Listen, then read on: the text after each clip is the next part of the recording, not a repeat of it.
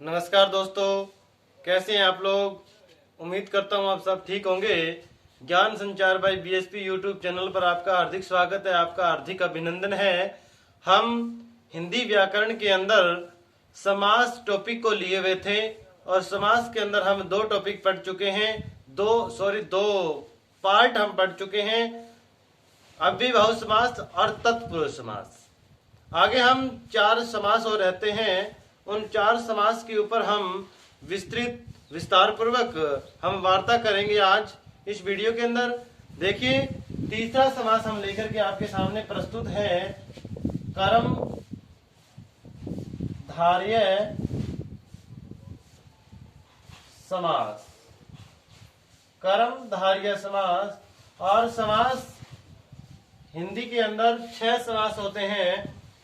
कर्म धार्य समास, देखिए, ये एक तत्पुरुष समास का उपभेद माना जाता है।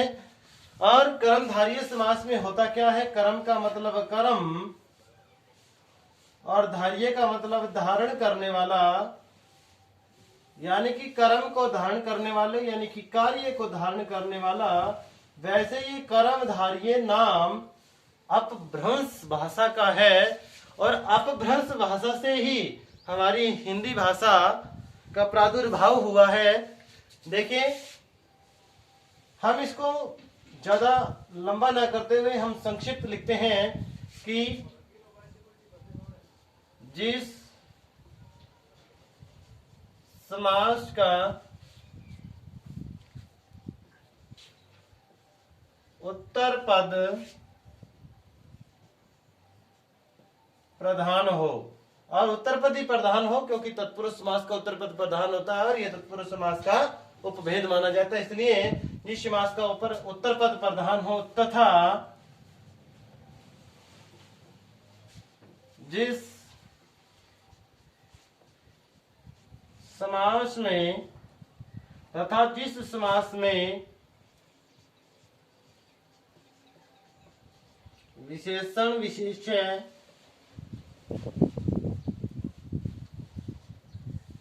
उपमान उपमेय का भाव पाया जाए उसे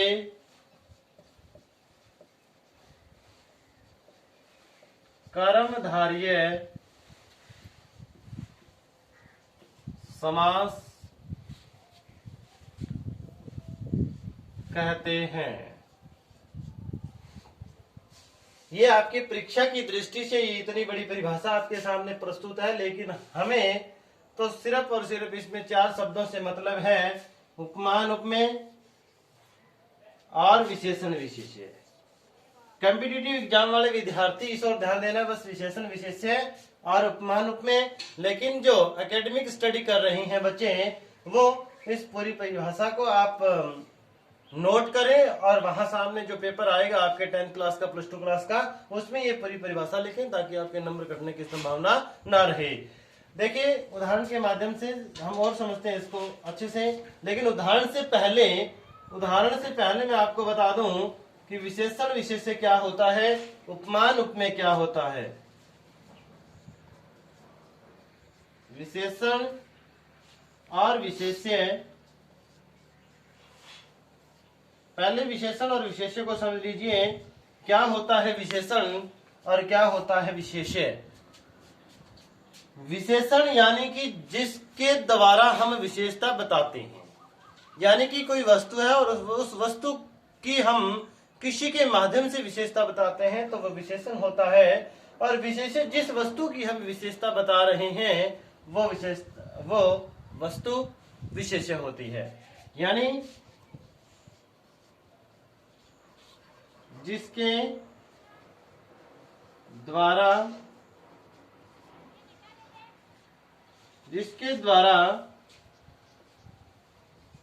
किसी वस्तु की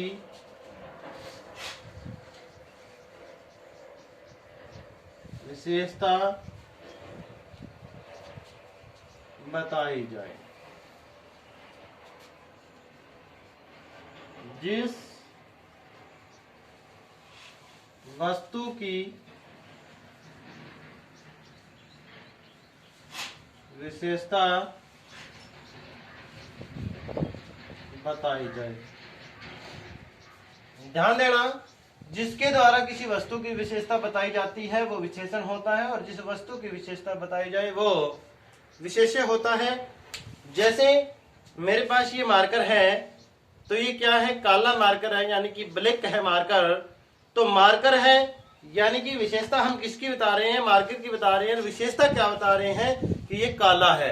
ये ब्लैक है, तो ब्लैक क्या है, यानी कि काला क्या है, विशेषण है।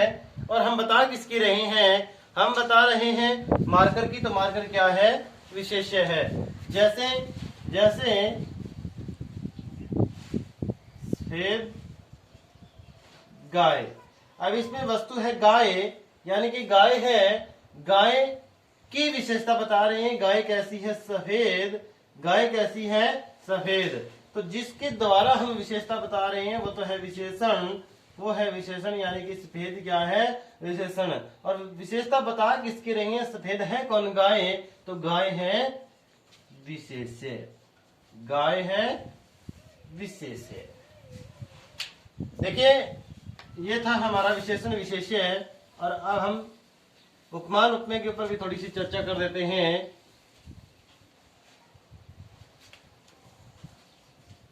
उपमान और उपमेय। उपमान वो होता है जिसके द्वारा किसी वस्तु की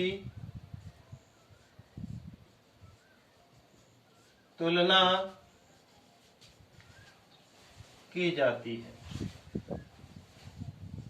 और उपमान वो होता है जिस वस्तु की तुलना की जाती है।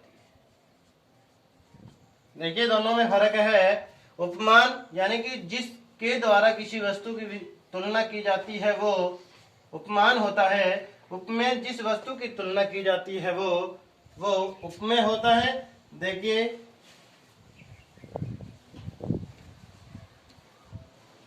चंद्रमुख, यानी कि मुख की तुलना की जा रही है किसके साथ, चंद्रमा के समान, यानी कि चंद्रमा के समान मुख होता है चंद्रमुख। यानी कि तुलना हम किसकी कर रहे हैं, तुलना हम मुख की कर रहे हैं। और किसके द्वारा कर रहे हैं, तो चंद्रमा के द्वारा कर रहे हैं, चंद्र के द्वारा कर रहे हैं। तो चंद्र क्या है, चंद्र है उपमान, चंद्र क्या है, उपमान। और कर किसके रहे हैं तुलना, मुख की, तो मुख क्या है, उपमेय। मुख क्या है, उपमेय है। यह थी हमारी उपमान और उपमेय। यानी कि उपमान जिसके द्वारा हम किसी वस्तु की तुलना करते हैं उपमान कहलाता है, और उपमेय जिस वस्तु की तुलना हम करते हैं वो उपमेय होता है, वो उपमेय होता। उदाहरण देखिए, उदाहरण देखिए, महान कवि। जब हम इसको समास विग्रह करेंगे तो महान है जो कवि, यानी कि महान कौन है, ध्यान से समझना, महान कौन है, कवि है। महान कौन है, कवि। और कवि की विशेषता क्या बताई जा रही है कि कवि महान है। कवि की क्या विशेषता है कि वो महान है, यानी कि कवि की विशेषता बताई जा रही है। तो ये क्या हुआ, विशेषण। ये क्या हुआ, विशेषण। ये क्या है, विशेषण। और महान है कौन, कवि। तो कवि क्या है, विशेष्य। कवि क्या है, विशेष्य। और जिस समास के अंदर विशेषण और विशेष्य का भाव पाया जाता है वो समास कहलाता है कर्म धार्य समास। वो कौन सा समास कहलाता है? कर्मधारय समास। देखिए हम उदाहरण ले रहे थे, चंद्रमुख, यानी कि चंद्रमा के समान है मुख जिसका, चंद्रमा चंद्र के समान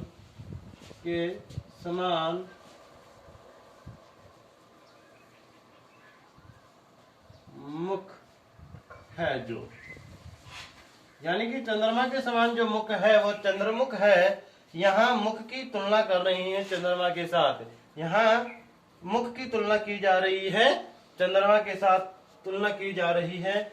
और देखिए महात्मा, महान है जो आत्मा, आत्मा की विशेषता बताई जा रही है, आत्मा की विशेषता बताई जा रही है क्या है कि वो आत्मा महान है, और जो जिसकी आत्मा महान होती है वो महात्मा होता है। ये देखिए महान है यानी कि आत्मा की विशेषता बताई जा रही है, तो ये कौन सा समास है? कर्मधारय समास है। एक बात कर्मधारय समास के अंदर बहुत इंपॉर्टेंट है समझने वाली, मैं यही आपको समझा देता हूँ थोड़ी सी दूर में, जो हमें आगे बहुब्रीहि समास में काम आएगी। यानी कर्मधारय समास के अंदर क्या होगा? कर्मधारय समास के अंदर संज्ञा होगी। क्या होगा जी? संज्ञा। और संज्ञा की या तो तुलना की जाएगी, या तो तुलना की जाएगी, या विशेषता बताई जाएगी, या विशेषता बताई जाएगी।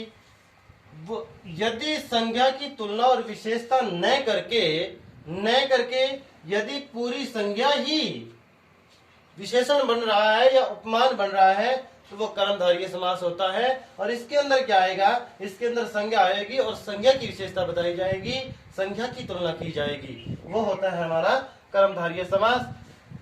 देखिए आगे हम पढ़ेंगे, चौथा है हमारे पास द्विगु समास। द्विगु समास देखिए ये अपने आप में ही अर्थ दे रहा है। द्वि माने दो, गु माने गाय, दो गायों का समूह द्विगु, यानी कि जिस समास का पहला पद संख्यावाची हो, जिस समास का पहला पद संख्यावाची हो और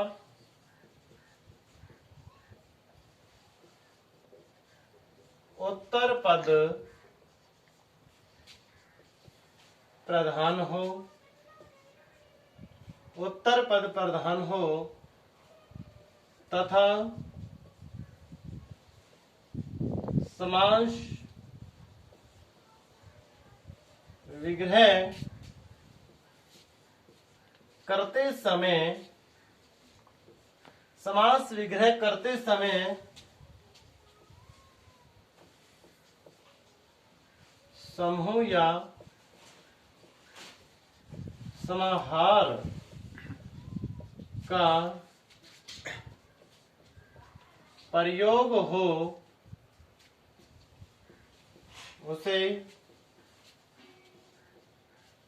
द्विगु समास कहते हैं। देखिए जिस समास का पहला पद संख्यावाची हो और उत्तर पद प्रधान हो तथा समास विग्रह करते समय समूह या समाहार का प्रयोग हो उसे हम द्विगु समास कहते हैं। ये परिभाषा उन बच्चों के लिए है जो एकेडमिक स्टडी कर रहे हैं, लेकिन कॉम्पिटिटिव एग्जाम के लिए क्या ध्यान रखना है? बस इतनी सी बात ध्यान रखनी है, कॉम्पिटिटिव एग्जाम के लिए यानी कि उसको पहला पद देखना है, पहला पद संख्यावाची है, और दूसरा यानी कि जब समास विग्रह हो रहा है उसमें समूह या समाहार का प्रयोग हो रहा है तो वो समास कौन सा कहलाता है? द्विगु कहलाता है। वो कौन सा समास होता है? द्विगु समास होता है। जैसे एक तो अपने आप में ये उदाहरण है, द्विगु यानी कि दो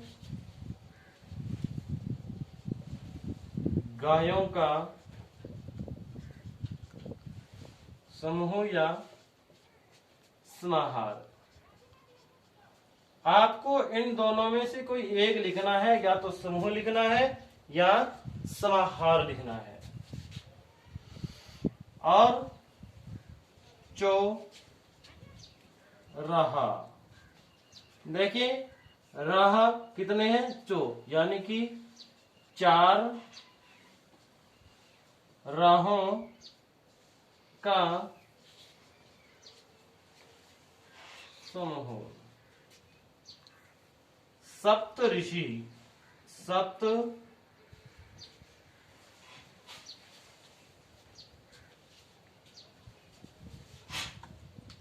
सात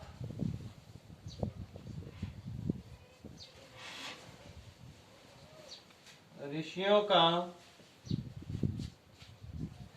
समूह।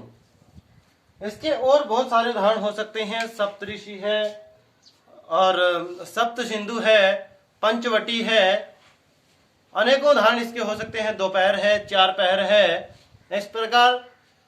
देखिए हम नेक्स्ट वीडियो के अंदर इसके 2 भाग और बचते हैं, द्वंद्व समास और बहुब्रीहि समास। और बहुब्रीहि समास जब मैं आपके सामने प्रस्तुत करूंगा उस समय हम बहुब्रीहि समास और कर्मधारय समास की तुलना भी करेंगे। इस वीडियो के लिए इतना ही।